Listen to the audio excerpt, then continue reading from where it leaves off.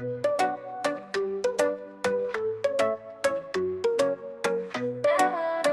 where dreams align. Matchmaker Mentor, guiding with design. Arlene Washburn, the voice of the way.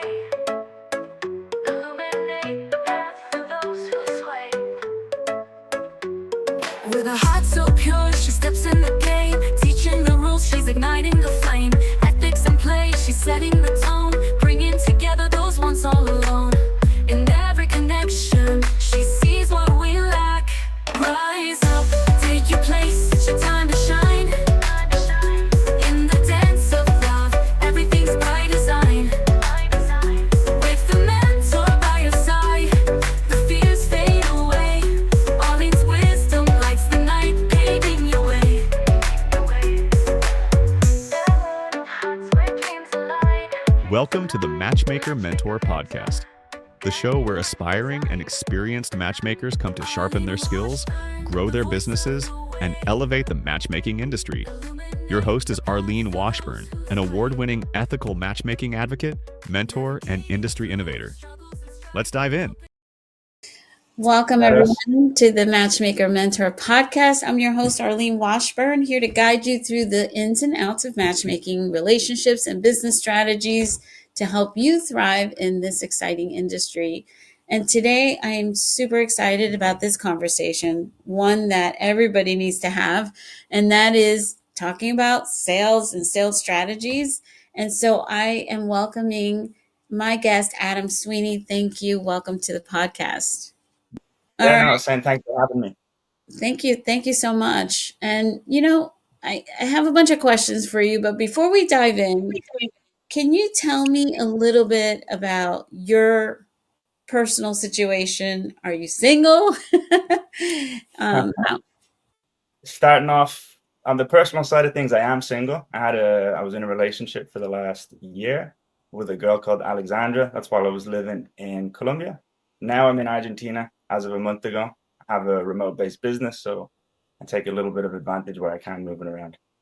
That's amazing. So are you a nomad? A digital nomad is what they're calling it, yeah. Uh-huh. I'm so jealous because if I really had my dream come true, that's what I would be. But my husband has so much stuff.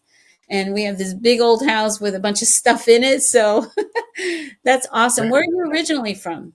Specifically for the last 2 years, remote as mentioned, but honestly the plans to get to America. I think that's where all the big business is happening. That's the opportunity. And whereabouts are you in America, Arlene? I'm actually in New Jersey, and I'm going to ask you to repeat where you're from because it cut out, at least on my end. I couldn't hear it. Can you say that again? I'm half Irish, half Danish. Wow. Mostly Irish. I'd say I've lived in Ireland 18 years. And then Denmark, maybe 6, and then rest of the world, another 7, let's say. Wow. That's amazing. Are you really tall? 6'1", or 6.5, but I'm rounding up. Oh my gosh. So you're good looking, tall, smart, single. The women are going to go crazy when they see this video.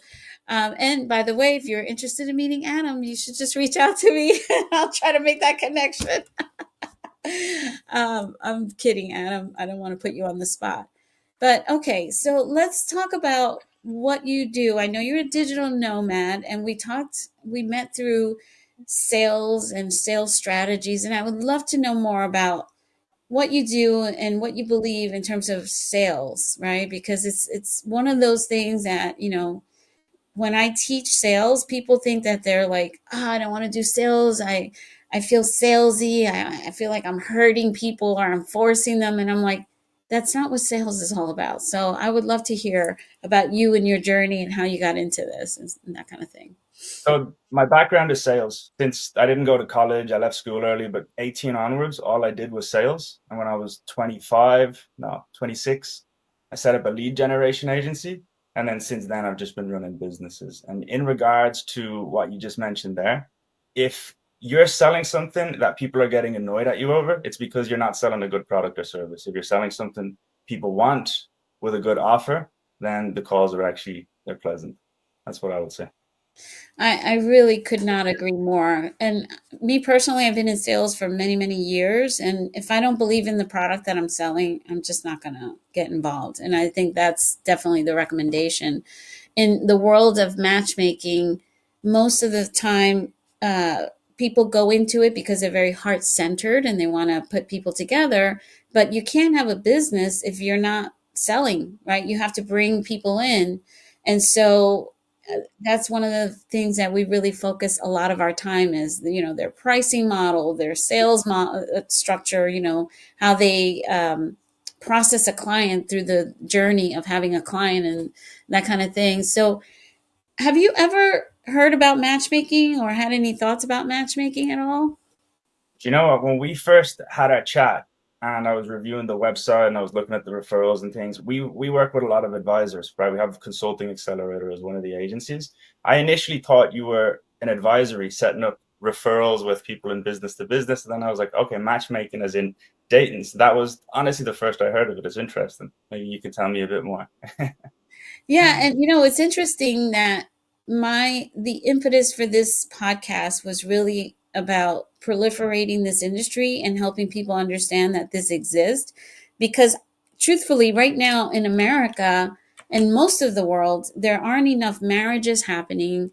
There's a very low birth rate, and I think in part it's because so many people have gone to the apps, and the apps, like, they filter by meaningless things that don't really help determine if you're going to have a long-term relationship, like core values, lifestyle goals, etc. That's not on the apps. They're asking about height, weight, looks, and all of that. And yeah, that's going to matter at some point. You want to be attracted to the person that you're with, but that's not what you filter for, right? So matchmakers who are well trained can do that. They'll find out from one individual to the other what their core values are. They look for alignment in key areas in order to bring people together in a meaningful way. And traditionally in America, most of the people who use matchmakers are very, very wealthy people who don't want their names or faces online, who want that privacy and want the ability to have someone vet for them in advance. So they're only meeting people who, to put it in simple terms, like who are qualified to meet them, because they want to weed out the gold diggers or the crazies, etc. And a good matchmaker will do a background check. They'll check people's identification, make sure that they verify the person's single, etc. So yeah, that's kind of the gist of it. But when you have really good looking guys like you, who are tall and very desirable, you're going to get a lot of women trying to get into a relationship with you. And if you are marriage minded, you might end up wasting a lot of time with the wrong people. So I always feel that people who, in your situation would benefit from working with a matchmaker. How does that sound? See, right now, like dating it's time consuming. Right now, I'm just focused on my business. I have like a very clear goal of what I need to do in the next year and a half, and everything outside of it is distraction. Basically, I have my breaks are at the gym, exercise, and walking my dog, and I say no to everything else. No, and I hear you. I mean, I think a lot of guys go through that because men have been trained to think that they have to have accomplished XYZ before they actually, have a relationship that's meaningful that leads to marriage. But I get that. But part of the thing with matchmaking is that usually it's people who are really busy running a business, or they travel a lot, or they're celebrities, or all the things that are very time consuming. And like you said, dating is very time consuming. So matchmakers do the first dates for you, if you You will. get me a good date, and okay, then we'll talk. I do honestly though, I do like genuinely believe as a man, you said we're kind of trained to think that. I think it's hardwired in us. I think we're supposed to build ourselves up. And the more we build ourselves up, then the more doors will open for women down the line. Like 5 years ago, I don't think I would have the same opportunities with the same women because I didn't have as much going on, and it's not as much of an appeal, So Yeah. we need to build ourselves up first. No, I hear you. And, part of the disconnect right now is that women in America, at least, are going to control 2/3 of all the money and wealth in America by 2030 due to inheritance and for other reasons, because we're no longer in that traditional state of getting married to have security. There was a time where a woman couldn't have a credit card unless she had a husband, right? And so those times have changed, and it's really creating like a lot of confusion of traditional upbringings and mindsets versus the reality of the new world that we're in. And we're in that phase of a shift. I've been calling it the big shift. And I'm just, I'm hoping that, maybe matchmaking can be an avenue to bring people together. And perhaps women are going to be dating the way men have for a long time, which is you didn't care if a woman had a great job or had a high level education. As long as you were physically and emotionally attracted, you were open to them. And that may have to happen, or a lot of people are going to stay single for a long time. A lot of women in particular, if they feel like, oh, he's got to do better than me, he's got to make more money than me and all that. I don't know. See, honestly, I'm okay with it because I realize I'm kind of just like realistic with some things. I realize we're in 2024 and our brains have developed a lot quicker than our hardwirings. So there's certain things we still look at that go back to when we were cavemen, right? And women look at men because they think he looks strong, even though they might say they like the muscles, but actually it's something in their brain saying he could protect me, right? And same with like, it comes out now as money. He has money, but actually it's can he provide, right? Mm-hmm. So like, I'm okay with that. Maybe not gold digging to an extreme extent, but if a woman likes a man because he has some money, that's fine, right? Why wouldn't you prefer that, Yeah, I hear you. This is an interesting topic because you're such a young person. I mean, you're younger than my daughter. And so I love to hear the perspective of the younger generation. If you are still thinking in that kind of traditional mindset, it's interesting. Yeah. Anyway, enough about that because I want to move into, I'm so fascinated by the fact that you dropped out of school and went into sales right away. And what made you do that? And where did you learn sales? Honestly, I've been like, when I was a teenager, I was a little bit of a troublemaker, just not in a bad way. I wasn't like a malicious kid, but I had some issues in school. I would get kicked out of classes and had, I think, 3 schools by the age of 16. And after that was done, but I was always really good at talking myself out of the trouble. So I kind of realized when I was 20 that I had good communication skills and sales was going to align with it. And, 18, had the initial job in Australia. And then 20, I really started designating my career towards it. I went to a tech sales job. And pretty much, I think every role after that, I started excelling in each position. And then I think it just led itself into entrepreneurship. If you have sales, that is one of the core skills you need to grow a business. And then it was just step after step after that point. And so I guess my question regarding sales, because I heard what you said and I feel very much aligned to that. Like I used to be a troublemaker as a kid in school, got kicked out once or twice also. And I could like finagle a situation and get myself out of trouble a lot of times, right? And that was almost, I feel like that was an innate ability, or perhaps it was just the way that I grew up, with a single mom who was an immigrant and I translated. And so I kind of became an adult very quickly. But I'm wondering, do you feel that an individual who is good at sales is born with that ability, or can they learn that? Definitely both. Like you can be good, you can have natural communication skills, which is going to help you get better faster. But like for sure, you can learn sales. It's not that difficult. There's a few simple principles I think everyone can implement straight away. Like the most important thing is find out who you're speaking to, what is the key problem they have, and why are they on that call. And if you identify what they're struggling with, you now know what to speak to them about. I think there's a common misconception that, prospects raise objections. No, sorry, so they're backwards. Prospects raise objections. I had it right the first time. Yeah. But actually the truth is salespeople do. If you talk to someone about something they don't need, like a part of the service they're not interested in, you're just going to get it. Oh no, that's not for me.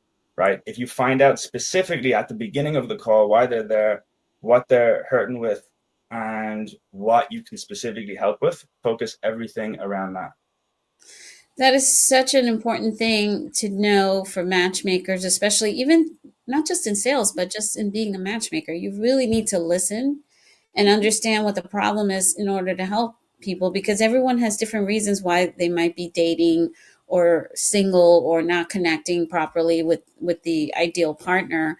So it's really interesting. I agree with you wholeheartedly. And it's interesting because I've always been good at sales naturally, but I've also taken a lot of courses, and some of them I just cannot get behind, like a lot of them, some of the courses are just like a used car salesman, you know what I mean? And for this industry, which is very heart centered and very much about caring about people's emotions and where they're at, you just can't use that kind of tactic. So I would love to hear some of the principles that you were mentioning that people should have as far as sales goes. The first thing is what I just mentioned, right? The pain. And then after that, I would say is never sound like a salesperson, because no one wants to be sold to. Like you said, you sound like a car salesperson. I've been in sales my whole life and I can't get off fast enough on a cold call, right? So any time you're on a call, you don't want to sound like a salesperson. You want to be having a conversation, right? So using your tonality in a way where you're conversing with them as opposed to selling. And I would also say things like questions over pitching, right? Instead of saying, hey, this is why you need this, and these are the key benefits of it, this is why it's amazing. Ask them questions. Could you see yourself using this? Does this seem like something that would be of benefit to you? And kind of start using closing questions to get them towards where you want it to go and get them saying yes to things as opposed to explaining why they need it.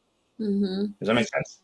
Totally. Oh my gosh. As you were talking, I was thinking about all the messages I get on LinkedIn of people telling me how they're going to help me fix this or that. And then they'll say something about my website. I'm like, I have multiple websites. I don't even know what the hell you're talking about. And it annoys me. It's almost like condescending, right? Like they're assuming that they can help me with something, and they go right into a pitch. There's one thing, lead generation, if you're doing outbound sales, it's a different type of selling, right? You're trying to get them on the meeting as opposed to trying to get them to agree to do business with you. That's a different kettle of fish. That part of it, everything is about an offer. And if you know Alex Hormozi, $100 million offers, everyone has one now. So if you don't have that, you're going to get left out by the competition, I think, which is something where you're taking the risk in engaging with them, right? I'll give you a free sample. I'll give you a free month. I'll give you a free session. I'll give you, if I don't deliver on X, then you don't pay me X, right? Or, a guarantee of X number of meetings in our case, for example. That will ease the sense of risk. And then on top of that, you also need to have some case studies beside that, because you're a stranger, right? So you're literally just a profile picture in an inbox with a little bit of text beside it. So you need to demonstrate why you're worth listening to and speaking to. But just going back to this lead generation, and let's just say you're doing a cold outreach. A lot of matchmakers use LinkedIn as well. Obviously, they're business people. They want to reach out to folks. They don't know their relationship status. However, what is the ideal way for them to reach out without, being salesy, or even to engage, especially matchmakers? Because I feel that on LinkedIn, people just disassociate from anything to do with dating and relationships. But, these are business people reaching out to potential clients. So it becomes very challenging. And I'm curious what your thoughts would be that, how they should approach that. Before we start a campaign for any type of business, we do a market entry report, which is basically market research and user interviews, right? So the first thing I would suggest everyone does is create a template that says you're doing user interviews. It's not a sales message. It's you doing market research for your growing business. And you're looking for, X profile. So you could say, all right, I'm looking for CEOs in X industry, willing to help with a 10-minute user interview. This is what we're doing. This is why I need help with it. On that call, the 10-minute user interview, ask questions like, what would be your dream outcome working with a matchmaker? What is the biggest struggle you have a matchmaker could help with? When you ran 10 of them, you then will have some trends to the types of answers you've been seeing, and then you know exactly what to say in your templates. If 9 out of 10 of those people responded with the exact same struggle or exact same dream outcome, you now know what to say in your templates that's going to resonate with 90% of the prospect list. You could guess, but this is how you get past the guesswork and know what you're doing is going to work. I love that. I love the fact that you're positioning it as, someone giving input. I think people love to share and tell, and also the time factor. You're saying 10 minutes. So it's not a long-winded thing that people feel, okay, I can give 10 minutes of my input to someone. That's so smart. And so would you say that those people that you're reaching out to are potential clients as well? Yeah, they could be, for sure. Like, you're opening, some people will want to book in just to help, but for sure you will get people who would be interested in it. And realistically, if they are a CEO or whatever it might be and they're giving time to it, they think it's interesting to some extent, right? They're not going to do it for someone they don't want to speak to. This is really interesting because I know right now a lot of the matchmakers will reach out with, hey, I'm a matchmaker and I saw your profile and I think you seem like a very interesting person who might be a good match for one of my clients. It's absolutely free.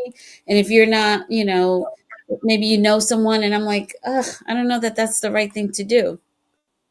That's what everyone's saying. Those lines like, oh, I was on your, it's a lie. First of all, it's a lie. You weren't on their profile. You're using like an automation tool. You're copy pasting the message. Everyone knows it because everyone's receiving that message. There's not that many people that are on their profile like, oh, I was looking at this. So you just want to get straight to the point, right? Use a small amount of text as possible because no one is going to read the message. They're going to open the message, and if it's 3 paragraphs long, let's say 4, 3 could be okay in some circumstances. If it's 4 paragraphs long, they won't even read it, right? Maybe you'll get 3 words out of them. So I would say even in those circumstances, make the hook in the first line. And then even if you're only getting the first sentence read, at least you have the chance to hook them. If you start with, I was on your profile, it's like, I'm gone at that point. If I see I was on your profile, I'm just like, no, I'm gone. That's it. It's so true. And I love what you talked about, just adding value immediately. Like, if they want to reach out in that way as well, it's like, hey, we, some sort of something like I had an ebook when I was a matchmaker that shows 150 ways to meet someone in real life organically, because people always say, I want to meet someone organically. And I'm like, here's 150 places where you can meet someone organically. And I love that with you. Because we got to do the approaching. The men have to do the approaching. The women will give a stare or they'll look nice, but the men have to approach. And that takes a lot of confidence. The only way you build that skill is by getting rejected. And women are also brutal at rejecting men who do approach. And to be honest, half the time they have boyfriends anyway, just by statistics. But most guys are afraid to do that because they think they're going to get rejected. Yeah, that is really a big problem now more than ever, because I think men are more and more behind a computer and they're not getting the in-person, in real life exposure to individuals. So they're more confident about approaching someone online on Instagram than meeting a woman, and that is a problem. It's the fear of rejection, which I think is something that also affects sales, right? That fear of rejection where, oh, I shouldn't bother them. I shouldn't keep calling them because they're going to say no. It's like, you want to get to a yes or a no. So you're going to have to keep approaching, right? Yeah, exactly. Yeah. That's so funny. So has your ability to sell as well as you do helped you in your, just as we're talking about this, right? Are you confident approaching women in real life without any, I got no shame. I never have, to be honest, though. Not in a sense of like, it's not easy. Like, it's kind of like anything. You got to do it a few times and then you'll build confidence or the skill. It's like going to the gym, right? You're going to start weak and then you get stronger the more you do it. So some people will have an easier time doing it, but it's not a fun thing to do. Like, you don't know how it's going to turn out, right? And you just got to do it, though. I don't really like using dating apps like Tinder and things like that, so I will do it. But if you haven't done it in a while, like when I broke up with my girlfriend, I was like, shit, I got to do this again. And then it's a little bit awkward at the start, but then, yeah, it's just repetition. But honestly, I would say 90% of men are not doing that. I think they're scared of the rejection, I would say. 90%, you think? Like, I don't know. I would say, like, actually, statistics wise, if we're counting every single man who, like you said, is behind the computer and like maybe, right? The confident men who get women will have an easier time doing it. But I think a small portion of men get more access to a larger portion of the women. Because like you said, the women want to date up, right? So Yeah. there's a smaller pool of men and they're more likely probably to date around as the women, I would say. So I agree it's with you. unfortunate. Yeah, I agree with you 100%. And what's interesting is that you don't have to be the best looking guy. If you're confident and you approach a woman, you might have a chance, right? And there are beautiful women who don't even get approached that much because guys are so intimidated, which really sucks for these women, right? So confidence, I think, is key to life. Mostly, I think men judge women a lot more by beauty than women do men. Well, it does obviously matter to some women, but you'll see a lot more better looking women with worse looking men, I would say, than vice versa, right? Men can do other things. They can become successful. They can go to the gym. You can still like improve how you look, but yeah, like you're saying, it's not everything, no. Yeah. It's interesting because there's a study out about that very same thing that couples that are of a similar attraction level are more likely to succeed over time than if there's a huge disparity in looks. But Probably, I lived in Colombia for a year in Medellin, which has to be the gold digging capital of the world. And it is. So I saw a few things. And honestly, sometimes it's obvious, right? Maybe there's like 30-year age gaps. The guy obviously has money. The girl's young and beautiful. But she has a lot of options. And if she ends up getting bored, I can see how it doesn't work out in the long term. So if you're with them for the wrong reasons from the get-go, there's no way it's going to last. yeah. And Colombia and Venezuela has had so many Miss America, or not Miss America, but like, Miss Universe than most countries. I don't know if you know that a lot of them are from Colombia and Venezuela. They're beautiful. That's a place I want to go to. So do you speak Spanish fluently? I do. Well, no, fluent. It's not as good as my English, but I hablo español un poquito. Oh, that's awesome. How many languages do you speak? The problem is I forget them, right? So technically I should have three, right? So my Spanish is decent. I don't know if I can say I speak it fluently, but Danish was my first language. I moved to Ireland when I was 4 or 5. I forgot it. I moved back there when I was 15. And every time you leave and you stop speaking the language, you forget it. So I've like relearned Danish twice and I've forgotten it twice. But I think now it's English, Spanish, and then Danish is just lagging behind it. Yeah, I hear you because I just got back from Mexico and I speak Spanish, quote unquote, fluently because that was my first language. But there's a lot of technical words that, if you speak a language casually with your family or something, you're not talking business language with them, right? So when I go to say something, like, it would be very hard for me to conduct business in Spanish because I don't know all the terms of all the different things, But yeah, you do forget it. And I've always been married to American men who don't speak Spanish, so I don't really practice it very often. But I love that. I love that all these different countries that people usually have multiple languages that they speak. I had the same thing with Danish because I was speaking to all my friends and watching movies or whatever in Danish. But then I went to apply for a Danish job and the interview was totally different than the words you're using with your friends. Because also it's very formal and the conversations are conversations you don't usually have. So it's almost like a whole other part of the language. Yeah. Yeah. No, I agree. What would you say? I'm just really curious now that we went down this route of the men and what they're doing and how they're approaching and all that. What do you think men are looking for in a woman, especially coming from a First and most obvious thing is how they look, how they're presented. That's what gets all men's attention. There's no secret, right? And what comes after that, I think is different. I think men have two types of ways of approaching women. I think in general, men and women like really don't understand each other that well. Women think the way men do, and men think the way they do, and they're both like totally different. It's true. Like it's Mhm. totally different. And they approach them based on that, but it's not the way it works. Sorry, can you just repeat the question? I Well, lost my train of thought. I would, okay, so let's just make believe. I know you're not currently looking for a wife or anything, but if you were, what would you be looking for? I mean, obviously we know about the attraction. That's a given, especially with a man, but beyond that, what would you be looking for? It depends. So I remember what I was going to say now. Thank you. So there's two types of things men look for in women, or two types of ways they get attracted for, I would say. One is kind of like what you could call short-term mating strategy, and one long-term, right? So some women might go looking for male attention and dress a certain way, and that attracts one type of avenue for a man. They only have one thing on their mind.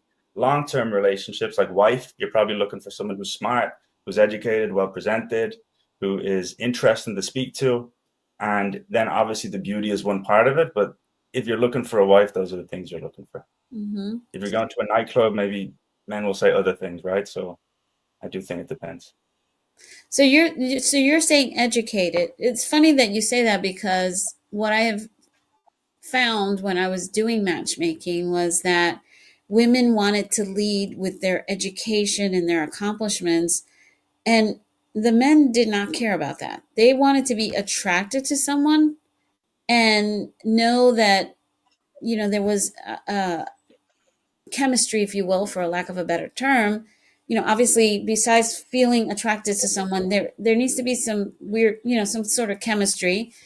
And they didn't care about her education until maybe later on, or the accomplishments. So it was always the conversation of like, yes, I know you're a lawyer, I know you're really smart and all this stuff, but right now we're focusing on connecting in a different way. Your accomplishments are not going to matter in the beginning. You need to connect person to person. So I'm encouraged to hear that you would want to meet someone who's intelligent or educated.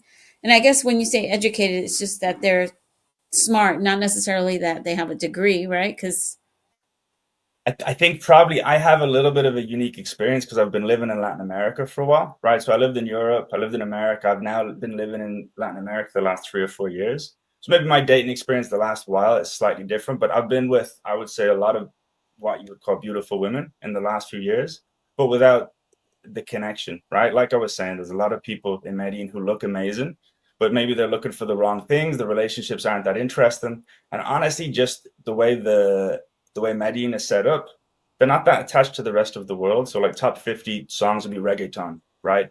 And you're probably not watching the same news channels you are. So there's not huge, like a lot of people that wouldn't know the Beatles, right? I don't necessarily listen to the Beatles. I'd like to have a conversation around something along those lines from my side of the world. So that's why my brain is starting to go to these places now, I think. yeah, That makes sense. yeah, it makes I mean, I'm what you would call a sapiosexual. Like I can, if I were single, I could meet the most beautiful person, but if we're not intellectually compatible, I have a lot of different interests, and I am turned on by someone who's really smart. If they're dumb, they could be the most beautiful, wealthiest man in the world, and I could care less, I mean, you probably wouldn't have a wealthy person if they are not intelligent enough to achieve that. However, to me, intelligence is definitely more important than almost anything else. I want to be able to have great conversations. Yeah. That's why you got the podcast. I know, right?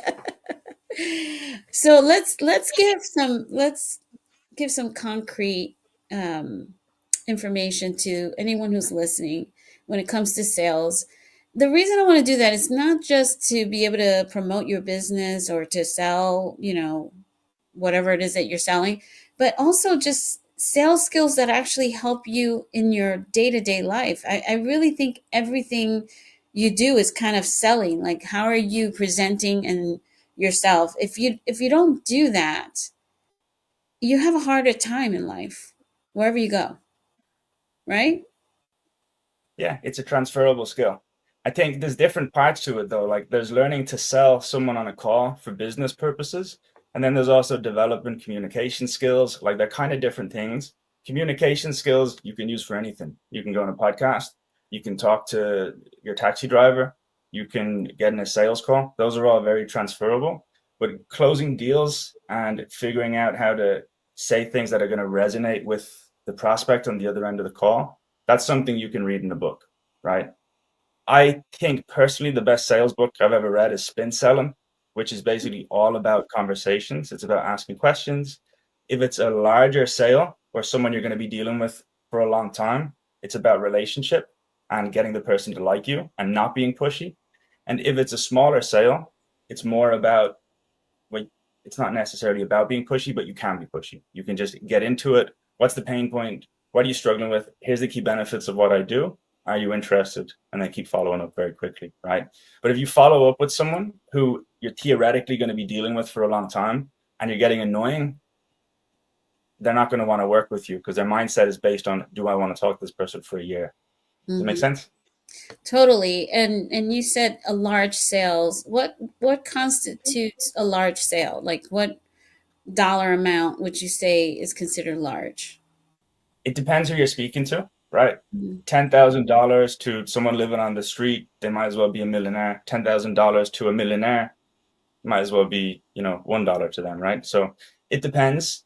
I think if it's something that's an ongoing relationship, right, month to month to month, then could treat it like a large sale because it's going to be recurring revenue and you're going to be dealing with them often, right? That is such a good point. We haven't even talked about recurring income because the reason I asked you what is considered, like a high ticket item is because in the matchmaking world, the lowest thing you might find, especially if someone's seasoned, is around 10,000. And if you go to New York and you want to hire a matchmaker, you're investing, I don't know, $15,000, $20,000, as much as $500,000 to work with a matchmaker. The pricing is insane, depending on the caliber of people that you work with, like you said. But I still think even if someone is super wealthy, I think you really need to be able to show the value of what you're selling. And even in the conference this past week, someone talked about sales and they were talking about selling outcomes, and that kind of doesn't align with the rules or the laws of the Federal Trade Commission, where if you are selling outcome that is based on the participation of the person you're selling it to, then you can't make those promises. Do you remember the time where the online digital people were saying, do this and make $1 million and all these promises, right? The Federal Trade Commission implemented laws to stop that. Notice now they all have the disclaimer that says, results may vary by person or what, you know what I mean? I can't hear you. Say it again. Say it again. Now I can hear you. Yeah, that's strange. I don't know why it keeps cutting out. I was saying, I'm sure some people in America got sued. There's a lot of lawsuits there, so you gotta be careful what you're offering. I do still think there's a lot of marketers promising the world. And one thing as well that happens in business that some people don't realize is you might get promoted an offer that is real. It might actually be a really easy way to make money when that ad is being promoted, but they're promoting that to a lot of people. So as you're entering the market, if you've fallen for that offer, it means someone else has as well. And the market might be getting saturated very, very quickly, right? And supply and demand changes quite fast. So it might have been a great offer once upon a time, but there might also be a lot of people doing it now too. Yeah. What would you say is an alternative to promoting outcomes for someone who's pitching their services to someone? So I think 3% of your market is only ever going to be able to move forward at a single time on average, right? So first of all, you do need to do follow-ups, and if you have an email list, email them once a month, newsletter, whatever it is, keep in their mind because maybe they're not ready to have a chat now. Maybe they are in a month. In regards to finding people who are chatting about these end outcomes, I would say, first off, you're better off getting a good prospect list. If you have a 1,000 person prospect list and it's not fully refined and 30% of it is incorrect, you're fighting an uphill battle straight away, right? Mm. So that's 30% less results, 30% more work. And that's the first side of things. If you have a good prospect list, then you're going to get right people, right place, right time, or more of them, let's say. I love that. And I guess that brings us back to lead gen, right? So how to build the right list is so important of the people that, what are some recommendations about how to build a list of the right potential clients? The user interviews. That's it. The user interviews, create a few different types of buyer profiles. And this, I think actually more importantly, split testing. So split testing everything you do, whether it's copy on a website, it's an ad, it's a sales template, it's a deck, whatever it is, test it, right? Instead of trying to make one perfect version, make 5 of them. Realistically, trying to make one perfect version of whatever it is can take hours. And if you just try to make 5 different versions, you can spend the same amount of time on all the different avenues, and it's a lot quicker to do it. And you're going to get much better data. You're going to know what you're now doing is the correct move. And it's the same with those user interviews. First, figure out your demographics. Let's say 3 or 4 different types of buyer profiles you want to test. Then run the user interviews, minimum 5. I would suggest 10. And then once you have the data from all those interviews with each of those buyer profiles, you'll know how much each one is willing to pay, which one has the most interest, and for you yourself, where to base your business. This is really interesting because I know you're so entrenched in this particular area of business. You're saying split testing now is 5 potential options, because it used to be like 2 things, 2 or 3, right? Now we're at 5 where you But actually. never end. You could do 2 at a time, but you should never stop testing, right? Try CEOs in tech, try CEOs in finance, try CEOs in whatever other industry you want to try CFOs, try COOs. Like, the small things can make big differences. Even like, we track the data on LinkedIn, right? So a HR director or a VP of HR, those things can have difference in just acceptance rates of 15, 30%. That's double. Amazing. This is so interesting. How do you track data? Are you using some sort of tool for that, or are you just running spreadsheets? We got all kinds of tools. You need it. So if you're gonna do the interviews, get an AI recorder on your call. Fathom is good, Otter. That will make a transcript of everything. So you don't need to write down the answers to the questions. Once you have all of those transcripts, let's say you got 10, go to ChatGPT, put the transcripts into 10 Word docs, then import the Word docs to ChatGPT, and then ask for commonalities of the findings. That's one way to do that. The data, so you can use automation tools. If it's LinkedIn, linkedhelper.com. If it's email, Instantly, and all those have built-in systems that will show you the data on a dashboard. Guys, I really hope you're taking this in, because this is gold that you're offering here. And I'm obsessed with ChatGPT. I do everything with ChatGPT. I love it. That is such good information, because I think one of the issues that I find with my students as they're learning about matchmaking is that they don't want to look at their data. They don't look at reports. And so, you'll ask people the question of, how did you hear about us? But then you never go back and look at the reports to see where you having some effect in terms of your marketing, so you can add more fuel to that, right? But I love this idea of using ChatGPT and just putting it right in there. I love it. That's really good. Like having 10 people on your team, you should be using it for everything, I think. Everything. So true. It's so true.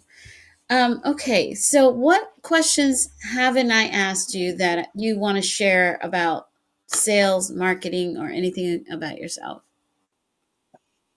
Not marketing, I'm sorry. I'm so used to saying sales and marketing, but more lead generation is what your expertise is, right? Lead generation and sales.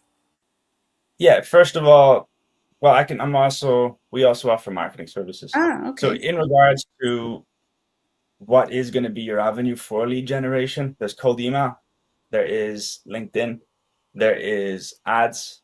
Social media is probably going to be the slowest if you're trying to generate leads through posts, but it shows social proof.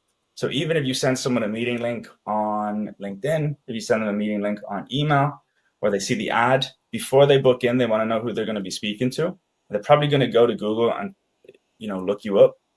And even if, 10 people are divided between 2 on LinkedIn, 2 on Instagram, 2 on Facebook, 2 on the website, you want to have all those avenues covered, because that will also increase all the statistics, the close rates, the book rates, pretty much everything. Like if you think yourself, someone reaches out to you with a sales message, even if it sounds interesting, you want to know who you're going to be speaking to and if it's worth your time. And if you go to, let's say, an Instagram page and they haven't had a post in 6 months and there's only 2 posts, it gives you a different feeling than if they have a bunch of highlights, if all the posts are uniformed, if there's 100 of them in the last 4 months. You might not even click a post, but your representation of who that is and if they're worth your time is going to be very different.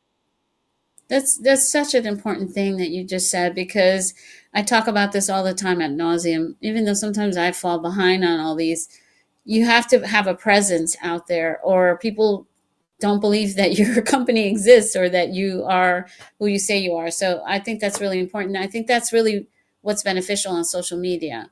Although, I do see a lot of people getting traction and clients off of Instagram, or at least matches for their clients on Instagram, and TikTok also has been big. I really haven't fully embraced it. Are you on TikTok? Yeah, I'm not on TikTok. No, I'm not a TikToker. Or maybe I have a profile. I might have posted some videos. I'm not a TikToker, though, I wouldn't say. I'm not a good dancer. That's I think that's what most of the videos are, right? So you can definitely make social media work really well, but it's just a bit of a longer process and it takes more consistency, and it can be disheartening if you're not seeing immediate results. So I would recommend picking another lead generation funnel and doing the social media beside it, and using the social media with the thought process of it being proof of life and proof of identity, and then let that grow into something else over time, but really focus on the LinkedIn I think LinkedIn for you is going to be best. If you're targeting executives, I think that's the best. I think LinkedIn average time spent on the application is something only like 7 minutes per day per person. Instagram is probably like a couple of hours. But if you're going after executives, they're more likely to be spending that time on the platform. And I think that's a better way to get to those people. Yeah. That makes sense. I've been on LinkedIn since they started, and it's been a long, long time. I used to call it my Rolodex. And they become more social too, which is interesting. I think it has evolved very nicely over time, except they took away the relationship status, which used to be on there when they first launched. It's no good. What's that? Not good for No, it's not good for us, but we have to cross-check people. Not for me per se, because I'm not a matchmaker anymore, but for the matchmakers who go through my training, they'll find people on LinkedIn. I find that there's less fake profiles on LinkedIn than on all the other platforms. And you usually kind of want to see their background and their education and all that stuff. And then you cross-reference them somewhere else, because usually people just don't use just one profile. They usually have others. Tell me a little bit about your business. We haven't really talked much about that. So I know what you've done over time, but currently now, where do you spend your time? What? So we have the past was just lead generation, pure lead generation, meetings in the calendar and sales. And now it's moving into an accelerator model. I had a bad ending with a business partner around 8 months ago who ultimately took the money and spent it elsewhere, and it tanked the business very quickly. So I've recently set up what is going to be an accelerator. We're about 6 months into the project, I'd say. So there's still a little bit of work to be done, but ultimately the idea is we're working with early stage businesses. We have startup accelerator, coaching accelerator, and consulting accelerator. Coaching and consulting are obviously niched, right? Specific types of clientele, and startup accelerator is the niche finder, right? Which markets work the best. They go through a program. So month 1, 2, month 3, user interviews, generating leads from LinkedIn, putting together a market entry report. Then once you have that, and you have a good understanding of the market, you start adding on the sales side of things, automated follow-up sequences on the back end to help them close deals, sales coaching, and added lead generation from cold email. You do that for another 2 months, then I missed the part.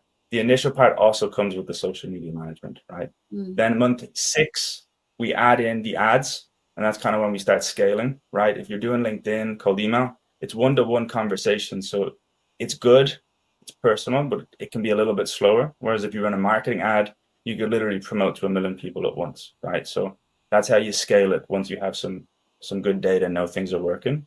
Then once it gets to month 10, the idea is we're going to raise investment and then invest in these businesses and then take a portion of it and then really double down. So we're building it out still, but it's going well. It's growing pretty fast. And yeah, we have, I think, 2 people being added to the team every month. That's amazing. So, and I love the concept of actually being, having an interest in each of these companies. I think that is the future for entrepreneurs, is not to just, collaboration. I thought this year, I'm already saying last year, still 2024, collaboration has been the thing, but actually gaining a percentage ownership of something that you help to build is definitely the future for scaling and really being successful. One thing I was going to ask you, and it's just kind of slipped my mind now, but with your business now, is it something where matchmakers would be good clients? Or is that business not kind of a little bit challenging?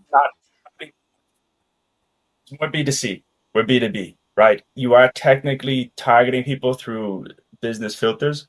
I don't specifically work with what we're doing because the startups we're looking to build the corporations as opposed to solopreneurs. The coaches and the consultants was built out because when you start working with different types of companies, you start noticing which niches are great, which have easy lead magnets, and then we niche into those areas and purely focus on those. If you are going to go the matchmaking route, I would suggest focusing on LinkedIn personally and doubling down there. Don't focus on anything else except, don't look at email, don't look at ads yet. Just LinkedIn. Get linkedhelper.com downloaded. Costs around $15 a month to run. Get your prospect list from Sales Navigator. Make sure it's really refined. Look at every single prospect on the first page after you put in the filters, and make sure you've a refined list in regards to one title. Don't put a CEO and a CFO in the same list because the data is going to be skewed, right? And then run 2 tests at a time against each other. And every single week, make a new test to try and improve it. And after 4 weeks, you're going to notice it gets better every single week. Your targeting gets more refined. And then once you have the data and you have the answers to all these things, and this is your best demographic and this is the best template, then add on the email and then start scaling that way instead of trying to do everything at once. That's such a good point, because I think people get so overwhelmed. But just to clarify, when my question was really, will you be working with matchmaking companies are huge. Some of them are multi-million-dollar companies. They're not one person. So it is a B2B. It's not a B2C. And they're all looking for ways to scale. We can try it, and if it works, then it works. And this is testing again from my point of view. If it's a business and it's business targeting, then I'll try it for sure. Yeah. Okay, cool. It's good to know. What's the best way for people to reach you? Depends. Is it business? Is it personal? I have a personal Instagram or a business website. So definitely for business, because you've shared some really good nuggets here, and I think some people might want to work with you. So I'm curious, what's the best way for them to reach out to you? I think LinkedIn is probably a good way to get a message to me. LinkedIn. Adam Sweeney 93 is my username there. I think it's linkedin.com, Adam Sweeney 93. Okay. Yeah, no, because I know a lot of matchmakers live on LinkedIn. So when they hear this, they may want to reach out to you for that. And if, obviously, if they want to reach out to you on a personal level, I'm not getting involved in that. Well, you can reach out to me. And when Adam is ready, maybe he'll send me a note and say, Arlene, I'm ready to meet my wife. And then I'll open up the floodgates. If it happens, it happens. I'm not actively seeking, but I'm not Reject. declining it, let's say. Okay. Yeah. Cool. I love that. I love that. Well, I can't thank you enough for all this amazing information that you've shared with us today. You are really, really now. Oh, I remember the question I wanted to ask you. Are there any sales mentors that you follow? So I personally, I haven't gone the route of using mentors. In Ireland, I think things are a little bit different in America. In America, there's more opportunity. People are thinking business from a young age. And that's kind of, I think it's popular in America to use mentors. I didn't go that route. I would say the first time I actually had a proper mentor where I was asking questions to was my business partner. And even though I got fucked over by a lot of money in the end, I'm up for all the stuff I learned from him. Right. And if you can get a good mentor that knows all the things you want to do, like anytime you get any question in your mind, write it down on your phone. And when you get on a call with that person, run through like as many questions as you can, because it really is such a shortcut. I learned in 2 years, or maybe a year and a half, I can't even remember, from him more than I had done in, let's say, the 3 or 4 years previous combined. Amazing. But like, so there's nobody that you've ever learned, like I know there's Grant Cardone, there's all these different people out there that are quote unquote sales experts. You've never followed anybody or even kind of So taken any of those courses? you mean like online personalities, Yeah. like YouTube? Yeah. Okay, all right, fair enough. Well, yes, in that, so sales, honestly, I'd say I'm covered. What I was talking about my business partner, that was business related, growing a business, entrepreneurship. I love Alex Hermosi. For me, he is the best. Everything he puts out, I get something from every single time. Okay. And he's always testing things, and he's someone who seems to pay for a lot of mentorship, and then he just does the mentorship and shares it with his viewers, so you're kind of getting access to everyone through him. Amazing. Well, like I said, I cannot thank you enough for being on this show and just sharing so many incredible things that I think people are going to go back and listen to this over and over again to write down and take notes, because it's really, really helpful. And I think it's something that will help you. And as you said, very transferable skills to have over, the course of your life. So thank you, Adam, for being on the show. And I No will be worries. in touch. All right, thank you, Arlene. Have a good one. It was a pleasure. Bye. So there you have it, folks. That was Adam Sweeney. He is incredibly sharp. I was so impressed with him when I spoke to him on a sales call, actually. And I was like, this guy is so impressive. I think I want to interview him on my podcast. So with that said, I do want to get into a little bit of another segment of the show, which is to tell you about some of the daters that are out there that are working with VIP matchmakers. I'm sorry, VIP clients of matchmakers. And this is the segment that is sponsored by the Worldwide Referral Network. And what I want to do is just tell you a little bit about who is available right now. And then if you know someone, or perhaps you yourself would like to meet this person, then you can go ahead and send us a notification, or just go to www.rnetwork.com and fill out a profile, and then let us know that you heard about a person on the podcast and give us the details. And if you are the right person to meet them, then we will go ahead and make those connections.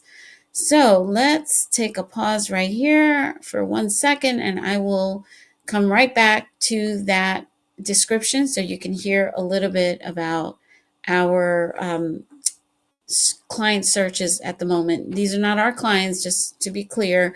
This is the Worldwide Referral Network, who helps connect daters to matchmakers. And those matchmakers then vet the individual and decide, collectively, if it's a mutual match, they will introduce you to their VIP clients. So there's no guarantee, but it's free. And, the quality of people that tend to hire matchmakers is pretty high up there. I'm going to read to you a little bit about one of the VIP clients of a matchmaker who is seeking a match for this particular individual. Obviously, we won't be sharing who the matchmaker is or any identifiable information other than a few details about this individual. If you know someone or you yourself think you might be a match for this individual, please go ahead and go to the Worldwide Referral Network to fill out a profile. And I will actually post the website right now so that you know what it is. It is www.rnetwork.com. And there you can fill out a profile for daters and mention that you heard some information. Give us the information that you hear about the individual you're interested in meeting, and we will try to connect you with that matchmaker. Okay, so this individual has a master's degree. Their job title is a teacher and business owner. Their political affiliation is liberal.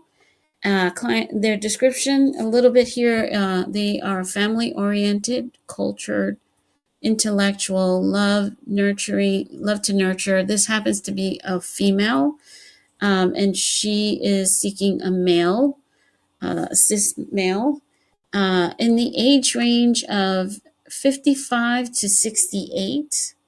Anybody who has an athletic shape. And let's see, the vast majority of men and women agree to, okay, hold on, I'm reading the wrong thing here. So essentially, we're talking about a female who is of Indian descent, and she's Indian American. She's a Buddhist, and she is 58 years old, and she's seeking a match who is a man and prefers blondes and also would like to meet someone who is 5'5" or taller. And again, she's seeking someone 55 to 68. So there you have it, folks.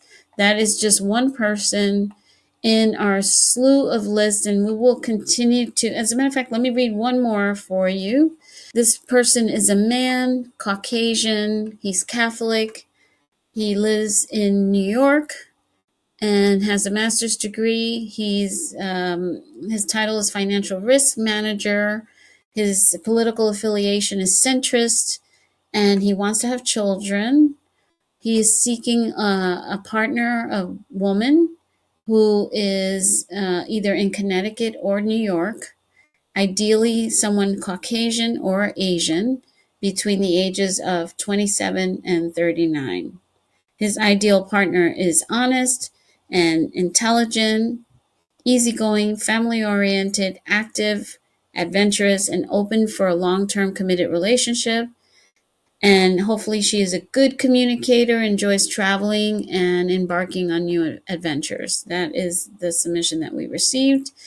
And if you know someone who might be interested in meeting this gentleman, or you fit the criteria of what he's looking for, please reach out to us by going to the Worldwide Referral Network, which is www.rnetwork.com. Fill out a profile and let us know that you heard a description in the podcast that you're interested in meeting this person. All right. That is it for now.